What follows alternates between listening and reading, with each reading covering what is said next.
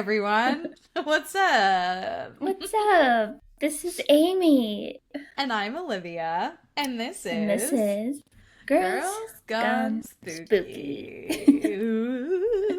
Okay, Ooh, we have a listener requested topic, and I'm yay! so We love excited. it. We Yes. love it. So this one goes out to Sarah, our girl. Thank you for the recommendation. She gave us like 1,000 potential topics within this larger theme. And we're covering like almost all of them. So I think it's going to be good. And Sarah, I hope that we do you justice on this one. Yeah, I hope Um, so. do you want to announce our theme? Sure. It is Haunted Montana. Let's Ooh. go. I've never Yeah. been to Montana. Oh, it's beautiful. I've It's heard. like they say big sky, and it really Yeah. is big Oh, sky. It's so beautiful. gorgeous. I want to go. Yeah. I felt like I was getting like a spooky little preview of what it's like in Montana. Yeah. Okay, before Future we jump vacation. in, Yes. always have a pop culture update. Yeah. I just got the final book of the Flesh and Fire or whatever that's the prequel series is, so I'm like speeding through that now. And Okay. completely unrelated and not spooky at all, but kind of spooky. Noah and I just started watching ER, and I love it. Have you ever watched it? No, I haven't. I hadn't either. He's seen it like multiple times. It's like a West Wow. Wing for him, I think. Like those two he like Interesting. likes rewatching. And I can Yeah. see why. It's like a combo of like West Wing energy with like house style episodes. I don't even know how to explain it. It's so good. So if you're looking Okay. for a new series that's like tried and true, ER all the way. Okay. I will So try good. it because I love medical shows, Same. and that's a classic. Such a ER. classic. And it's Noah Yeah. Wiley. Because we were watching The Pit, and The Pit was Oh, I so loved The Pit. good. Yeah. And I was saying to him the other day, I was on Saturday, I think we started it, and I was like, "Ugh, I wish we had more of The Pit." And he was like, well, we could watch ER. And I was like, Yeah. young Noah Wiley? He's so Brilliant cute. idea. He's so cute. Yeah. Love. Okay, I'll try it Anyway, out. that's my update. What's it on? Hulu, which is merged with Disney. Okay. So if you have either Okay. of them, you can get it. Yes. Okay. It's Amazing. excellent. Yeah. Um, Did okay. you watch? Sorry, quickly. No, Did you watch please. Grey's Anatomy? I did, but I dropped off like long ago. Like I Yes. watched it when it was still good and the whole cast Yes. was still there. And then they started killing Yeah. people off and I was like, pass. Yeah. Pass. I think it must have been a really problematic set because, like, all the main Yes. characters wanted to leave except Yeah. Meredith. But I feel like even So she maybe wasn't she's that. the problem. Yeah. Or maybe she wasn't super enthusiastic. Like, it felt like she Mhm. came and went a lot. Yeah, it's But true. how can you say no to like $1 million an episode? I'm pretty sure So that's much money. what she Yeah, was I'm making. sure she was making an insane amount of money. So you Yeah. go, girl. You go, Yeah. Ellen. Yep. Pop off. Good for her. But anyway, No, here we it's a are. good aside. I loved that show though. The intro gives me like nostalgia feelings in the most intense way. Yeah. I I can't even loved that picture it show. right now. It's Such Great Heights by Postal Service. Yeah. I'm thinking it's a sign. That one. Uh-huh. But it has that Yeah. like intro. It's so satisfying. Yes. Yep. I love Anyway. that show. Okay. So Here we good. go. Shall we? Let's do Haunted some Montana. ghosts. hmm Let's get Okay. spooky, babies. Let me pull up my document. 1 second. Okay. Yes. So, I'm talking about Butte, Montana, and a You few mean booty? things. Exactly. Booty I- Montana. I was thinking about that because there's a place in Colorado called Crested Butte, and My dad had a t-shirt that said Ski Crested Butte when we were little, and I That's thought it was funny. hilarious to say Ski Crusty Butt. I was gonna say Yeah, crusted booty. that That's was so funny. The my height of favorite thing. humor. Yes, for a 7-year-old or however old I was. Or But me. Or me today. yeah. Yep, just in general. You But goblin. we're talking about Butts, Booty, We're talking Butte, about Montana. booties. Booty, Montana. Okay. So, in 1864, gold was discovered in Butte. Gold! Gold rush. So much of this goes back to the gold rush. It's crazy. Yes, I feel like that's probably all of that state is gonna 100%. have gold rush. Just haunted era. as fuck from like 49ers. Yes, exactly. Yep. So with that discovery, there were a lot of people that came looking to strike it rich in the mines there. It turned out that the gold mines in Butte were not as fruitful as others in the area, but eventually they discovered silver and then copper. And copper was their big ticket item because in the late 1800s, people were starting to bring electricity into their houses and businesses, and Butte was the provider of the copper they needed to do this. And just a fun fact, they were providing nearly 40% of the world's copper at the time, and it earned the nickname the richest hill on earth. So, as the population was booming, so was their burgeoning red light district. And the most popular establishment there was the Dumas. I have no idea. Yeah. The dumbass brothel. It's So are the prostitutes dumbasses or are the Johns? The Johns for sure. Yeah, right. They're Obviously. the dumbasses. Yeah, for sure. But I'm gonna say Dumas, but it's probably French, like Dumas. I don't really know. I mean, Dumas is fine. Yeah. This is America. Yeah. Just kidding. Get with the program. So, Dumas brothel.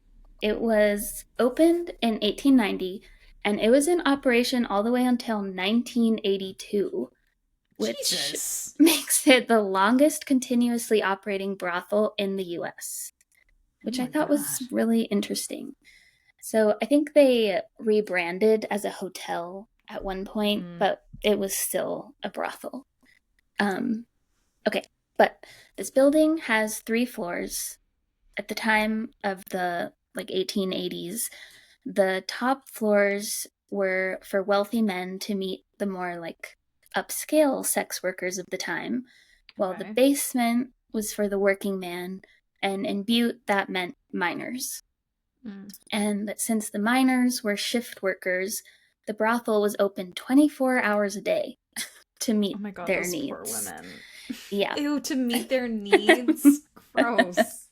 Yeah, it is gross. But as you can imagine, because they were open forever, there were many, many women that worked there over the years. But one special mention, just because it's an entertaining story, is one of the workers was named Sandra. She was French, and she was brought to Montana from Canada illegally by the original owners of the brothel. And she was really well known for her skills. And she was beloved by the people who went there. And eventually she was out and about kind of in society in a way. And so the authorities caught on to her being there illegally, which I really didn't know was a thing. In the 1880s, it felt so lawless to me. Yeah. But I guess they didn't want her there. Isn't that literally the Wild West? During the gold rush? Right. Yeah, but people, I guess, are coming from Eastern U.S. Yeah, that's true. But It's like, I don't know, who cares? No But anyway, Canadians. that's, yeah, that's the story. That's so funny. So people loved her. So the authorities were trying to catch her, though. And the people at the brothel ended up building this special cabinet for her to hide in anytime that the police were going to show up. And the reason that they could anticipate when they were coming was because there were people like in the police service who would call ahead so that they could warn the politicians and the people that went there to get out before they came. So good. that's Okay, classy. so just corruption all the way back. Everywhere. Yep, exactly. But some people say that Sandra is one of the ghosts that still occupies the building. Oh, spooky Sandra. And yeah, people think this because there is a presence there that is known to feel very non-threatening, very warm, and she really likes to touch people. And so people think, yes, that's what she did in life, and now that's what she's doing in death. Yeah. So, anyway. You have a visitor, by the way. Oh, yeah, hi. He's a California boy now. He's a California kitty. Oh, he also has a new nickname, and it's Baba Ganoush. That's cute. I don't know how it evolved. Noah's like, why? Why is that his nickname all of a sudden? I was like, I don't know. I like it. That's just what happens. I don't ever call a pet their real name. No. Ever. Yeah, Banks? Like, yeah. No, I do. Banksy boy. But I think it went from like Baby, Bubba, Baba, and then Baba Ganoush. Yeah. I mean, I like it. That's what happens. Okay, sorry. Back to Sandra. Okay. Well, let's see. We're moving on from Sandra to the others. Bye, Sandra. Bye, Sandra. Sando. Sando. Okay. So, business was so steady there that the owners of the brothel made an addition to the back of the building with rooms that directly connected to a back alley. And this made their services even more accessible to people, but also even less safe because when you're connected to a back alley, you can imagine what's happening back there. There's crime, shootings, stabbings, robberies, etc. So, as you can imagine, this place has a strong energy to it. Not just from that, but also probably from the women that were working there. And, you know, this wasn't an ideal life. So it'd be hard enough. And then you're exposed to like even more violence. Yes. So just a heaviness. But yeah. Another of the ghosts that people have seen a few times is a woman with a suitcase walking down the hallways. There was one time an employee there during the 70s said that she was in the building alone, and she saw this woman walk past the bathroom door carrying a suitcase, and she knew that she was alone at the time, so she stuck her head out to look around, and there was no one there. And knowing that they were on the upper floor, there's no way anyone could have gotten outside that fast. So she is sure she saw a ghost. The owners now have also gotten a lot of EVP recordings of women's voices. They've captured images of figures and orbs, especially in the basement. And they believe that one of the more active spirits is that of a sex worker named Sarah, who lived and worked in the basement. And in one particular instance, they found a letter written to Sarah from her boyfriend, James. And when they picked it up, the bed began to violently shake. So they think Sarah does not like having people touch her things. No. Understandable. Yeah, understandable. She lived a hard life. Yeah. And then lastly, for this location, there was an artist who visited the brothel and stayed in the second floor apartment to do some painting.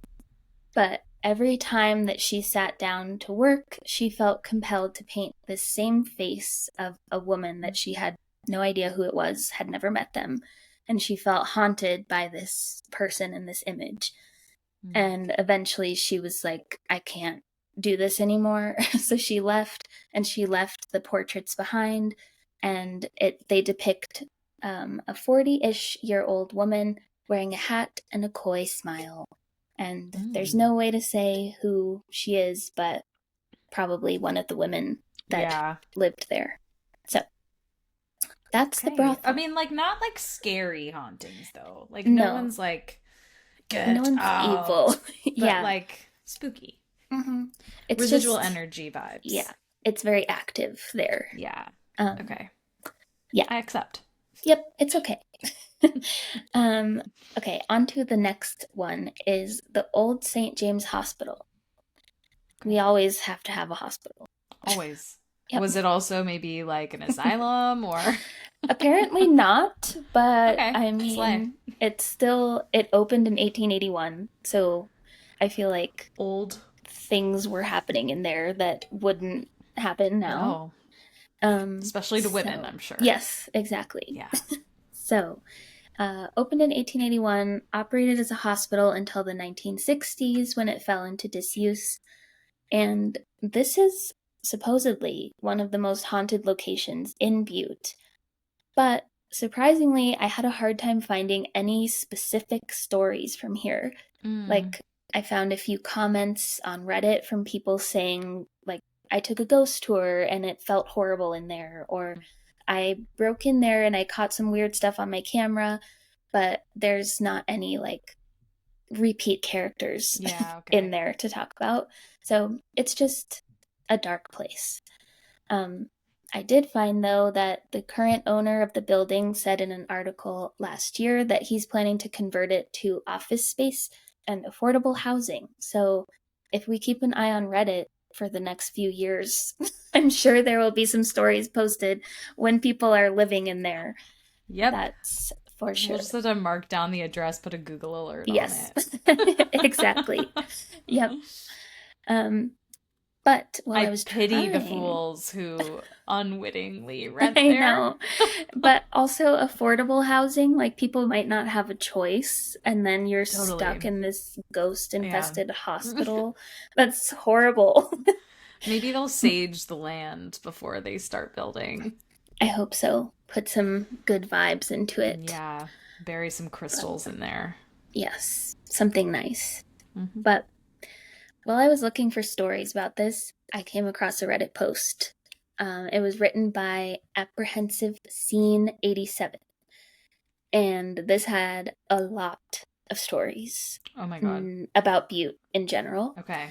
Ooh, yeah. So their original post was, after replying to another post, which the original was actually just somebody asking, like, where should I rent in Butte? And this person was like, I have a great landlord, but expect some paranormal activity.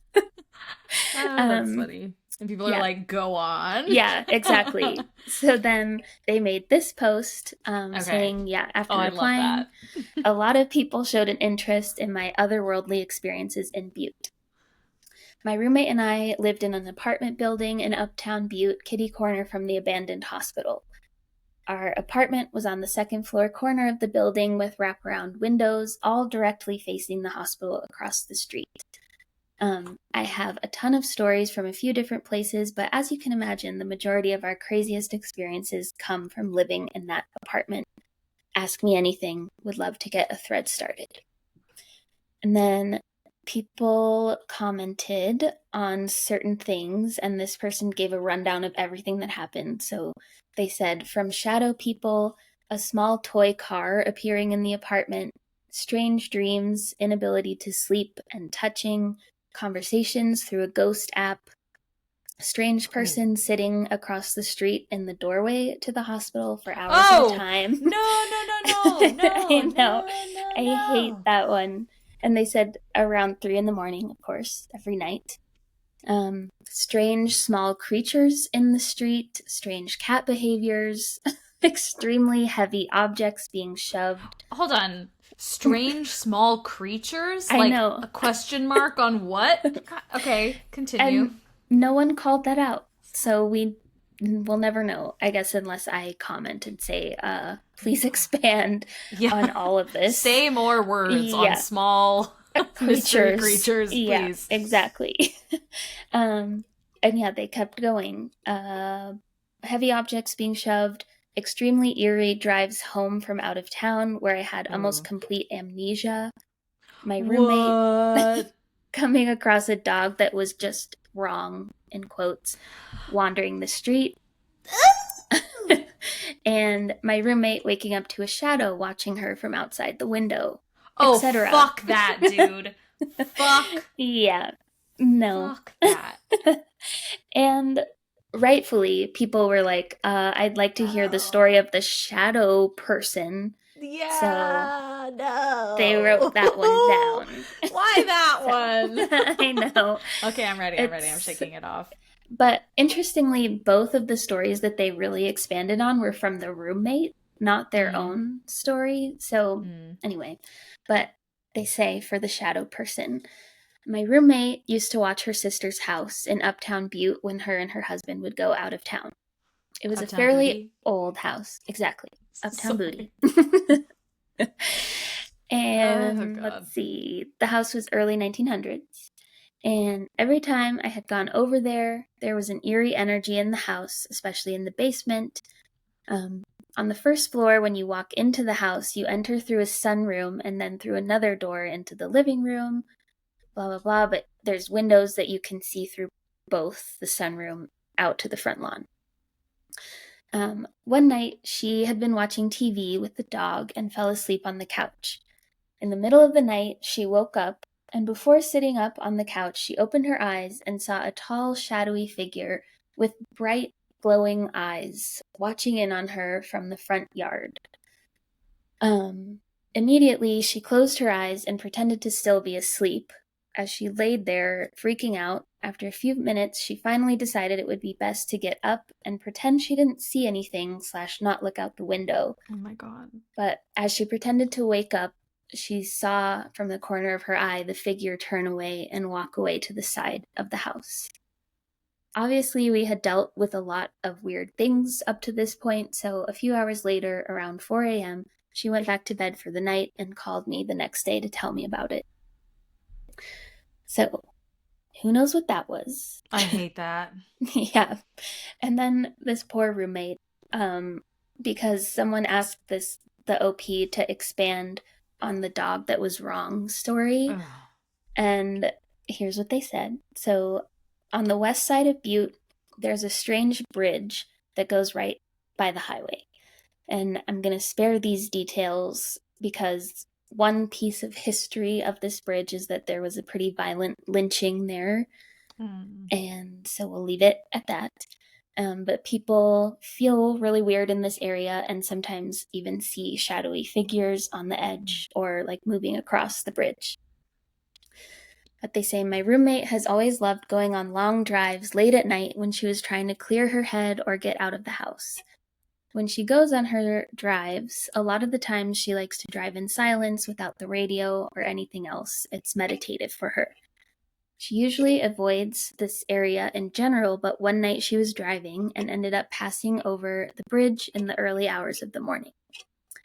As she was pulling around a curve toward the bridge, she saw a dog wandering around on top of the bridge and decided to pull off and open her door to see what was going on.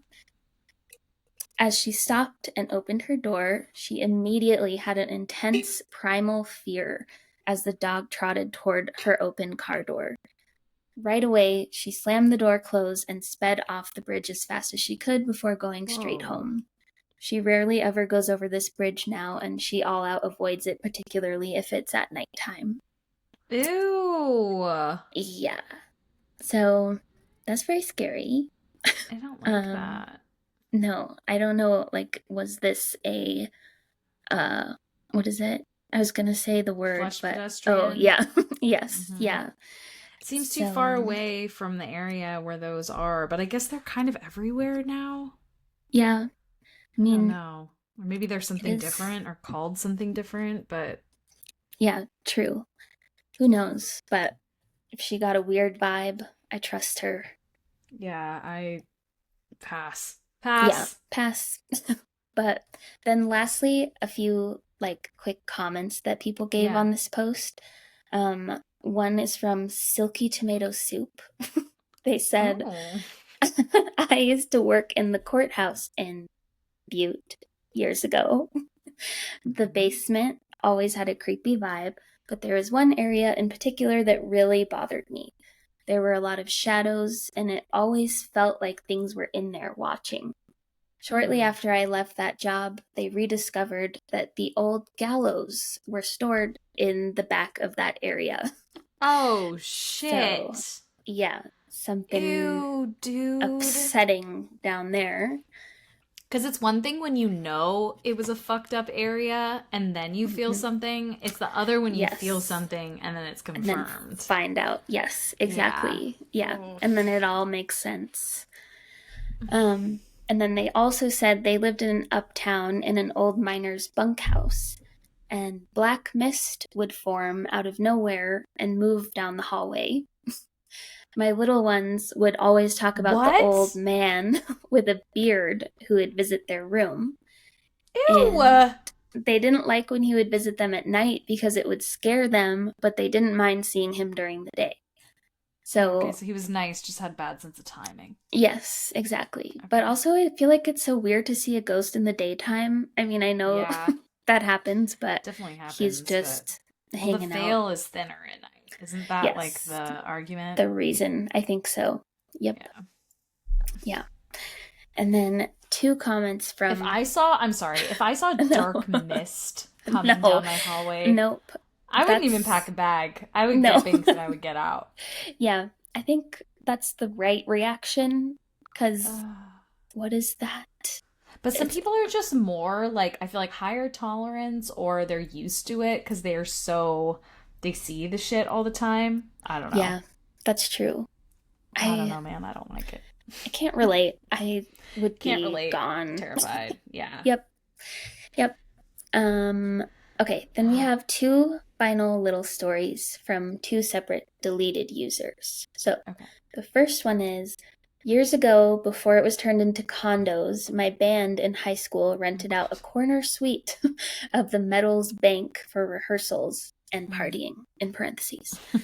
Good for that. I think we were on the 4th floor, but the bathrooms were on the 3rd. I was in the bathroom one night, and it had only one working stall, which I was occupying.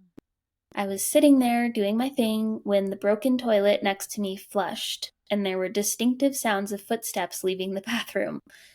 Sat there for another 10 minutes, then checked the stall. The toilet was still broken, and it was bone dry. I ran as fast as I could back upstairs. A spooky duty? Come on. Yeah. And no also, one should be how vulnerable. Poop. Yeah. I know. God. It's so scary. That's so scary. Yeah. Then this final one is also not really... R.I.P. to people renting those condos now. I know. I guess that's the risk of living in this town, apparently. Right. Like, every condo good luck. Used to be in a haunted space. Yes. Yep. And I did see some comments to that effect that were like, what place is not haunted in Butte is the better question. Like, I'm apartment hunting. Help. Yes. Yeah. Don't live here, basically. But this final one, it's not really ghosty, and they even start their comment with that. But they live nearby, and they wrote, I've seen a fair amount of UFOs. Definitely not planes. Odd pulsating lights, really quick movements, etc. I always just assume it's the proximity to Yellowstone and its thermal features. But to me, that sounds aliens. Yeah. The only thing that, like, I think is, like, is it near an army base? Because I think there are, like, drones and things like that that move weird off of army bases, but weird nevertheless. I can imagine if anywhere has this strong of a ghosty energy, maybe there's it would attract other that. things. Yes. 100%. Yeah. I think that's all so connected. Yes. Yep. Very weird. There's some strong energetic vibes. Yeah. Yep. Vibes. Butte has not the best vibes, I gather. No, certainly not the best vibes, I would say. Yeah. But that's it. Ay, ay, ay. Okay, well, we're going to move to another part of Montana called Bannack to Perfect. start us off. So I'm going to do my best to keep this concise because I have, let me see. I'm not good at that, as you know. I have 4 separate locations and I'm going to Okay. knock them out. Okay. Okay. So, Bannack, Montana was founded in 1862 after a major gold deposit was struck that same year. It was named after the Bannack, but spelled Bannock. The town is spelled ACK, but it was named after the Bannack Native American tribe. And it grew very quickly. It was considered a boom town. It grew very quickly after its establishment. By summer of 1863, so 1 year later, the population was hovering between 3,000 and 5,000 people, mostly miners who were hoping to strike it rich. When Montana was first organized into a territory, Bannack was chosen to be the capital, although that changed pretty quickly in 1865 because despite its early prosperity, bad actors were lurking nearby and ended up really wreaking havoc on the town.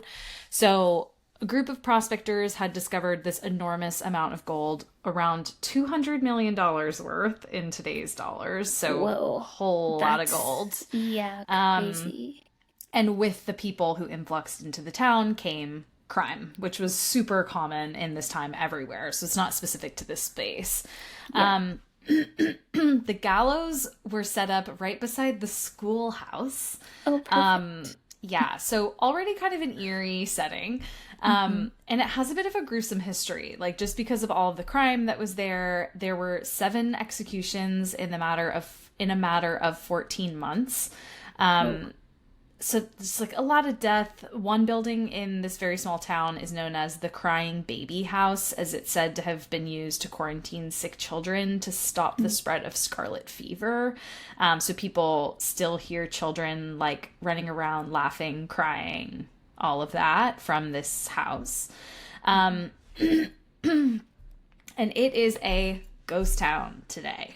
So I'm going to actually cover this from the lens of a Ghost Adventures episode because I think they actually do. Someone did like a roundup of the episode, and this is from Paranormal Pop Culture. Noel Masari pulled together this summary, and I really liked it. So that's how we're going to go through this. So while touring the deserted town, and you can really just imagine Zach Bagans. Yes. So they're meandering in and out of various buildings, encountering a very strange pair of mysterious knocks in one of the buildings. And you know how they do that, like, it's like, and then it's like the replay. Yeah. Yep. Like, it's the same thing, and they just do it over and over. I love that show. Yep. So then, as the tour continues, the crew runs into a couple who are walking around the town, and tons of visitors still come here, just like any of the other ghost towns. Like, it's a big tourist attraction. And it's kind of beautiful in a way, like very eerie, but also really beautiful because these places are just like barely being held together in some instances. In others, the buildings have actually like been maintained.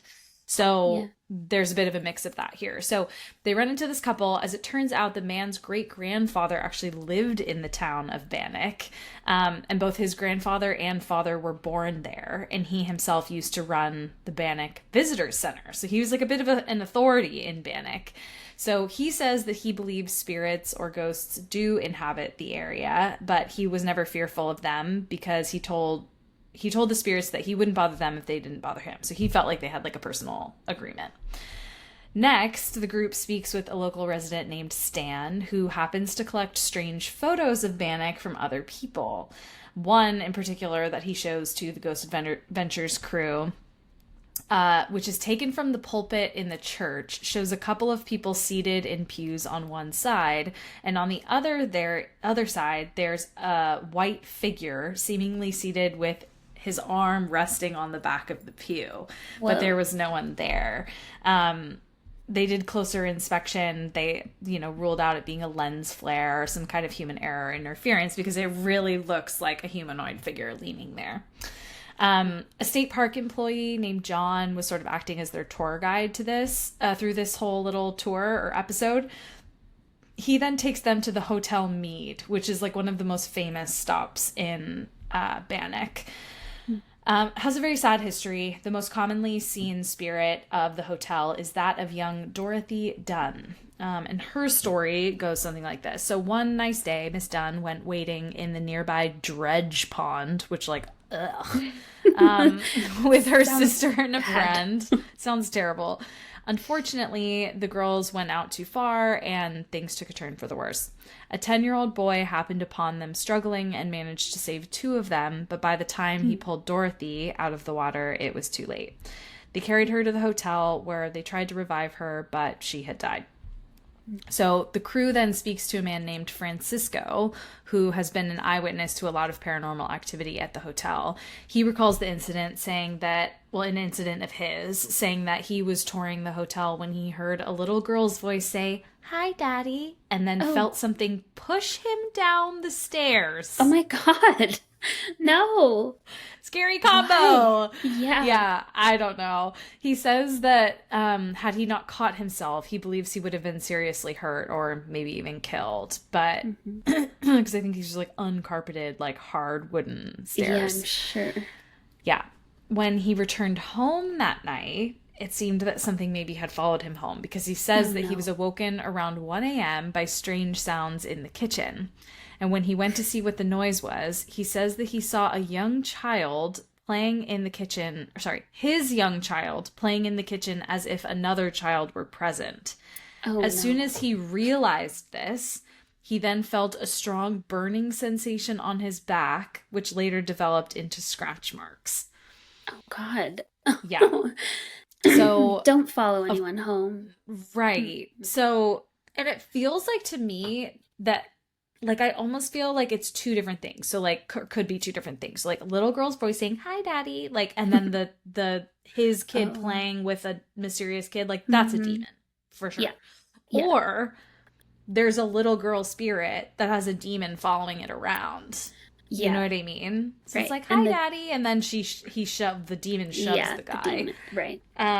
So I don't know if it's like a bait and switch kind of thing. I don't know, but creepy. So of course the Ghost Adventure Cruise is like, "Demonic scratches, we need to learn more." So they then learn about Sheriff Henry Plummer. So according to local history, the town was at first very relieved when he came because they thought that a sheriff was going to establish order and that the crime rate would drop. But unfortunately, the sheriff was a very corrupt man who was eventually hung by vigilantes in 1864. And I guess they think that maybe Henry is like sticking around alongside Dorothy and they're kind of like a little tag team, but she seems like good vibes and he seems like bad vibes. So I don't know what the deal is. So typically with Ghost Adventures, they'll do like a lockdown, which will be an overnight where they like really amp things Dive up. Deep. Yeah. So they wander around a bit. They're doing EVP sessions. They're not getting much. They head to the graveyard, and then they go back to Hotel Mead to take some photos. While they're taking pictures, Zach sees something and tells Nick to make sure that they are completely alone. And once they confirm that they are, they hear a really loud rattling sound and discover that an old stove drawer has opened up, and it even has fresh dust underneath. So they can see the mark of like where it pushed the dust out of the way. Yeah. Whoa.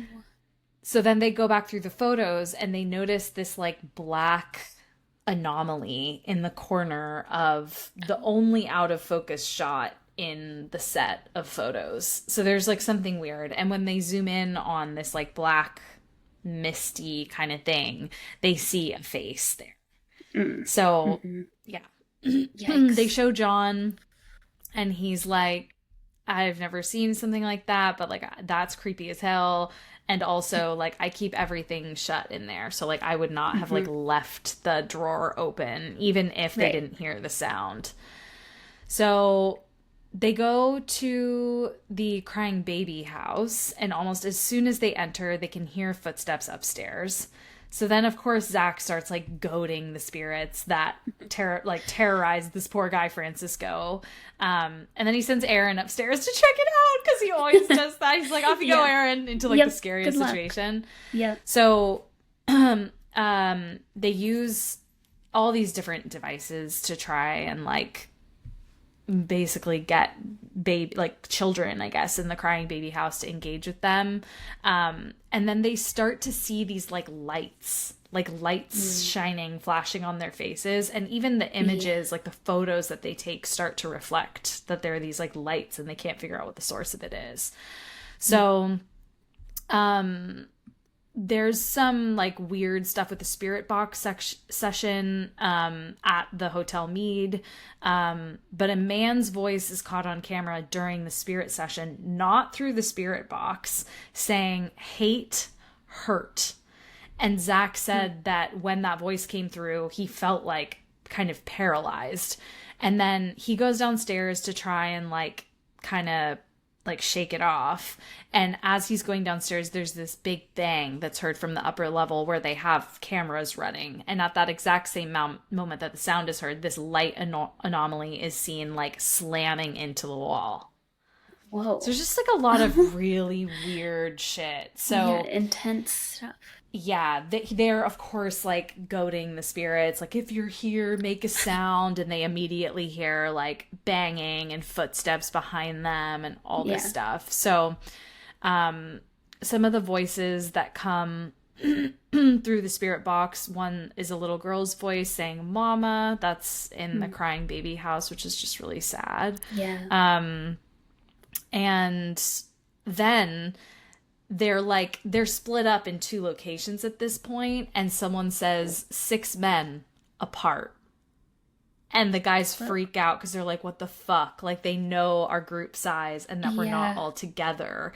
And it almost felt like someone was trying to say like, go get them, because their like numbers are smaller. So very creepy. So definitely no question, this place is haunted as hell. Very, very, very creepy. So that is Bannack, the ghost town. Wow. Through the lens of our boy, Zach Bagans. He really does cover all the bases for us. He really does. He really, really does. Okay, so now we're going to move on to a place called, let me make sure I'm saying this right. Hold on. Okay. I need to double check, because I think I might be...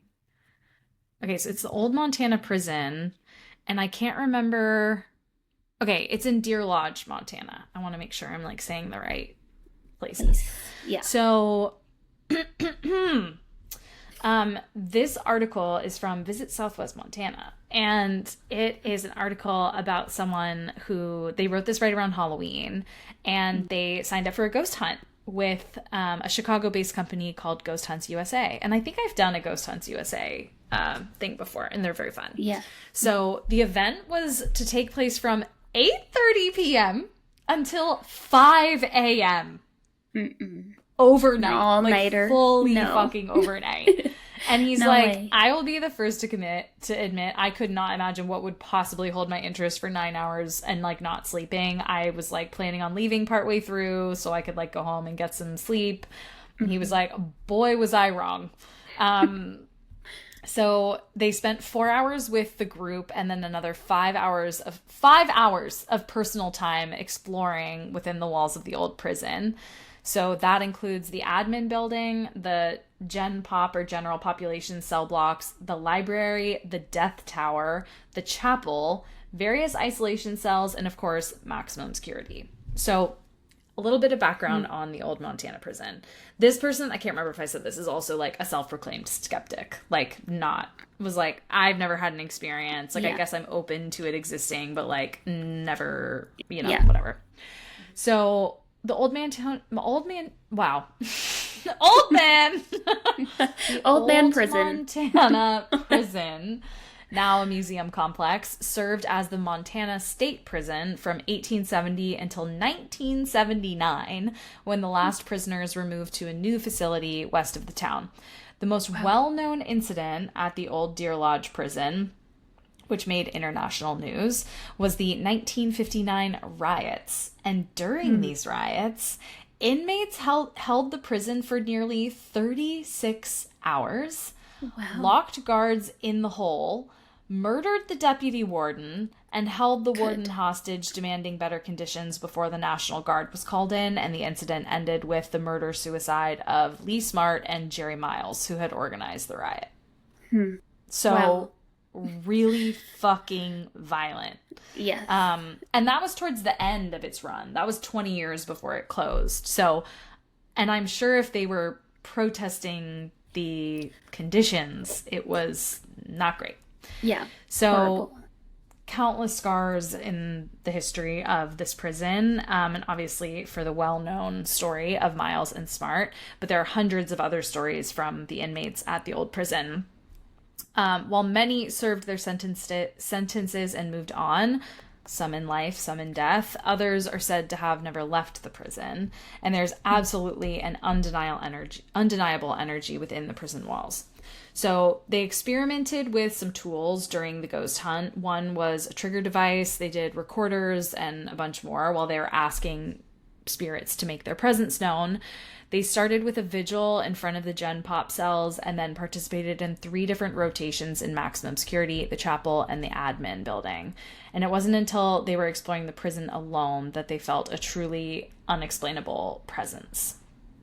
So they kind of skip ahead. So like they had all the group stuff and like it was super interesting. They got the history. It was like very compelling, but it wasn't like spooky until they went off on their own. So they say the first such experience took place in the prison yard in the canteen. He says, we entered the area, placed a simple cat toy on the ground between us, and turned on a highly sensitive microphone. While I could hear nothing, someone mentioned hearing footsteps entering the room. We were, of course, alone, and no one joined us. While the cat toy had remained unmoved up to this point, even with a couple strong gusts of wind, we asked the spirits to make the toy light up if they were there, and promptly, without pause, the ball lit up. As the flickering stopped, we proceeded to say that if they wanted to communicate, to again move the toy and make it light up. And again, the toy flashed on. There's a quote here. We're going to ask you some questions. Light up the toy if you understand. Ball lights up. If the answer to the question is yes, please light up the ball. Does that make sense? Ball lights up. We carried on a conversation and eventually asked, do you like visitors at the prison? Yes. Do you want us to stay? No response. Would you prefer if we left? Yes. We quietly thanked the spirit for its time and exited back to the prison yard. As I had been kind of on edge all night, a sort of sense of calm washed over me following this experience, as if reassured that the spirits, you know, themselves didn't like mind that we had come. So like they didn't want them to stay, but they seemed kind of like okay about the whole thing. So there was one more thing in here, I thought. Oh, he just says that like he doesn't actually go into like every single experience that he had at the prison, but a lot of other people had like seen shadows and like heard footsteps in parts of the prison where there was no one there. And that was also during like the group part, which like not everyone experienced everything that happened to the group, like including the author, but he just shared like what other people had said as well. He didn't know also about the riots until afterwards. And so he was like very like just like compelled by that whole history. And there's a book by a woman named Ellen Baumler, Baumler, called Dark Spaces. And she goes into essentially like the dark history of, I think, not just the old Deer Lodge prison, other places as well. But he said it's extremely compelling if you're interested in like learning more about the history. And he said it's very compelling from like a spirit presence kind of standpoint as well. Yeah. So wow, that is the old Deer Lodge or old Montana prison. And for a skeptic to have all those things, that's always totally interesting. Yeah. To read. So I have 2 more. One is a battlefield, which like of course is haunted as fuck. Yes. And this is the Little Bighorn Battlefield, and it is in Crow Agency, which is named again after Crow Agency Native Americans. There is like so much on this topic, and I like struggled to like put together, I don't know, something like cohesive here. There are a lot of like historical like paintings and stuff of this like these big battles that happened here. But I'm just going to go into one of the like roundups of this. This place, this very haunted place. So, haunted Little Bighorn Battlefield in Crow Agency, Montana. This article was written by Dave Miller, just on a blog. So, on his blog, his travel blog. So he says, this famous June 1876 battlefield was where Northern Plains Indians, fighting to preserve their ancestral way of life, massacred over 220 7th U.S. Cavalry soldiers, including Lieutenant Colonel George Armstrong Custer. And I'll pause there because I don't love that language. I don't either. I was thinking the same thing. It was absolutely their land to protect, and I do appreciate that he said they were fighting to preserve their ancestral way of life. I also think they're like given way of life that they were entitled to, but a lot of death, a lot of tragic death on both sides, I'm sure. So it's really not shocking that like park employees and visitors have all reported very paranormal occurrences at the battlefield. Reports of seeing ghosts of Native American warriors and cavalry soldiers, hearing unexplained voices, battle sounds, bugles, or war hoops. So like really crazy, identifiable sounds that are just like overwhelming. Yeah. At the nearby Stone House, which is now used as a national park office, staff claims to have seen a ghost with no head or legs.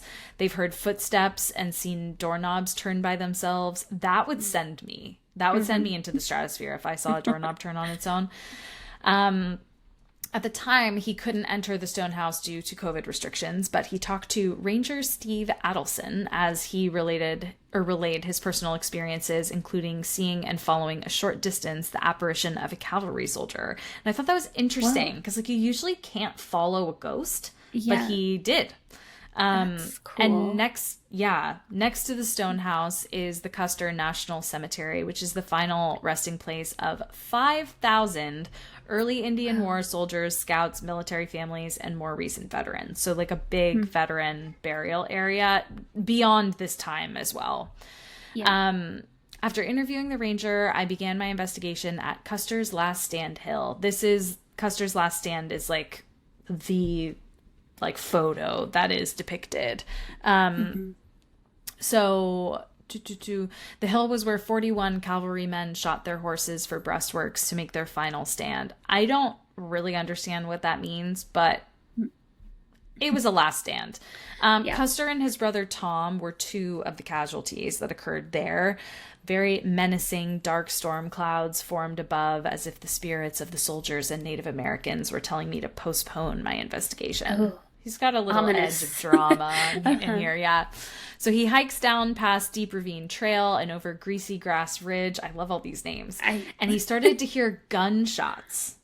Whoa. So he is like, holy shit. And in the distance, down in the Prairie Valley on this side of the Little Bighorn River, there was a house among the trees. And I stood and watched, thinking someone must be hunting out there or whatever, but saw no one outside moving or shooting. And there was this sort of eerie silence as the wind seemed to totally stop, even though the clouds above were moving quickly and looked quite sinister. Looking south about a mile was where approximately 7,000 Native Americans, 1,500 of which were warriors, had made their encampment. So it made me start to think like I was hearing gunfire from the past. Back in the park, they drove through the entire park, viewing the remaining battlefield areas as well as the burial area. I took a lot of photos just before the storm hit, and the park was closing. So as we drove back past the park entrance, a park ranger locked the gate behind us, which is like kind of spooky timing. It reminded me of what area Crow Agency Native Americans called the park rangers locking the gates at night. Ghost herders. Trying to keep all the ghosts in. Which I thought was like very spooky. I like that. Yeah.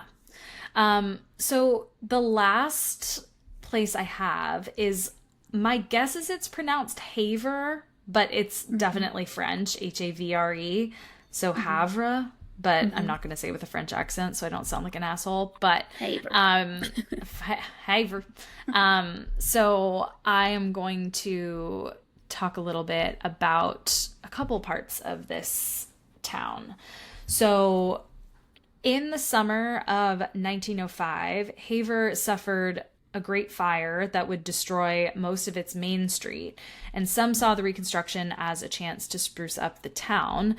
So expensive, large-scale construction projects aimed to fill the block that was leveled in the blaze, but others, who were more entrepreneurial, decided to forego the costs of constructing new buildings, and so they moved their businesses under the city streets, which was a mixture of steam tunnels and passages made by Havre's famous gangster mayor, Shorty Young. I love it.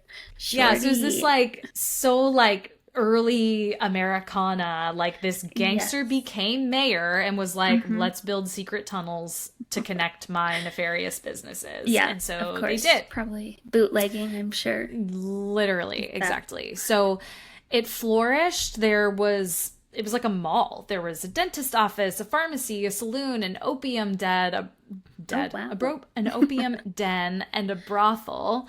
And they were catered definitely more to the highfalutin, if you will, the more cultured sort. There was a bakery, there was a restaurant, there was so much stuff. And it really flourished until around the 1920s and 30s, when they endeavored to straighten out and go legitimate as a city or town. The tunnels gradually fell out of use, filled with rubble and detritus, until Frank DeRosa and Lyle Watson had them excavated and restored. So they opened what's called Havre Beneath the Streets, which offers tours of the tunnels, complete with historical reconstructions of the opium den, saloon, and restaurant, and has been entertaining tourists and locals ever since. There are other tunnels under places in Montana specifically, including Butte, Missoula, and Billings, some of which are open to the public, some which are essentially entombed to the past. There are lots of urban legends about crazy stuff, like really crazy stuff that I'm not even going to touch on. But there's obviously a lot of kind of sinister, creepy vibes as well. Just because some of them are still jammed with supplies for surviving nuclear catastrophe. They've been used for so many different things over the years. They have old sanitation kits, bomb shelter supplies. Walls will have messages in graffiti. There are a couple that they have photos of: "To hell, step high, and beware the devil." It's just creepy. So there are a lot of creepy things in all of these tunnels, but of course they also just have a general spooky ass vibe that people love and also are spooked by. So standard kind of tourist stuff, hearing footsteps behind you when you're the last one on the tour or whatever it may be. But Havre is also just generally a very haunted place. So I pulled one last little article. This is from Paul Dragoo, and this is from the Havre Daily News. Footsteps without feet, chairs that should still be rocking, doors slowly creeping open, books flying off shelves as if flung by invisible hands. These are the ghost encounters of Havre locals. Sue Pollington is the owner of the bookstore in the Havre atrium. Jim Griggs is a longtime Havre businessman and owner of Griggs Printing and Publishing. Chris Shaw is a professional framer, artist, and co-owner of the Atrium Mall. And all of them have said they've been in the presence of the paranormal. Griggs, for example, the businessman and owner of Printing and Publishing, works in the Anderson Building on Fifth Avenue, and he's been there since 1988. He says, "During elections, I'd work 16-hour days, and I'd hear footsteps upstairs when there was no one else in the building. He would walk upstairs to see if someone slipped into the locked building. We're near the railroad, you never know," Griggs said. Off all the perimeter checks that were initiated by the mysterious footsteps upstairs, he never found a single living being attached to them, and Griggs concluded that the footsteps belonged to a ghost. I think someone's here. It's kind of spooky, he said. And his daughter shares his sentiment. He said she refuses to be alone in the building, and so they've decided to call the ghost George. Paulington and Shaw have named 2 of the 3 ghosts in the atrium. There's Art, who coincidentally worked in Artitude's gallery before he died, and there's Anne, who owned the bookstore before Paulington. Anne died of cancer about 3 years ago, Paulington said. Shaw, who's owned the building longer than Paulington has been in it, told Paulington that when she first started picking up on the metaphysical activity that Art said before he died, he was going, before they picked up on anything, Art had said, I'm going to haunt the atrium because I love it so much. Anne, on the other hand, is harder for them to figure out. She'd only spent a fraction of her life in Havre, and as a frequent traveler, you'd think she'd maybe pick something more interesting. The 3rd ghost, according to Paulington, sounds like it's doing maintenance work on the bottom floor. No one's named it yet. Paulington, who's a holder of 3 master's degrees and 2 PhDs, Jesus, That's a lot of studying. Yeah. Wise to the possibility that some people might question her grasp of reality. Some people think this is all a bunch of crap, and that's fine, until they have an experience, she said. Paulington grew up in Cherry Hill, New Jersey, with ghosts, monsters, and the New Jersey Devil, a time and place where no one thought you were crazy for believing in the paranormal. Her encounter with the ghosts in the atrium mall have been close. Shaw believes that Art is the one who likes to push books off the shelves in Paulington's bookstore, and Paulington thinks Anne was the one who threw a book at her husband. So these are ghosts with like quite a bit of energetic power. Yeah, we were reshelving books when we found on the ground that morning when one popped out and hit him in the chest, she said. The title of the book was Gideon, which really spooked Paulington because she has a son by that name. She called her son afterward to make sure he was all right, and he was. Shaw's encounter has been so close that she thinks she's caught it on camera. She keeps a framed picture of an apparition that looks like fingers of fire about to wrap around the doorknob in front of it. So why the ghosts? Why are they here? Paulington said that most places with history are susceptible to paranormal activity. You're telling us. Yeah. She was talking about sort of the Northeast and all the battlefields between the Revolutionary War, the Civil War. There are just so many haunted places. Before there was Montana, there was Fort Assiniboine, where a lot of people had struggled and died. A lot of conflict between Native Americans and the cavalrymen of the U.S.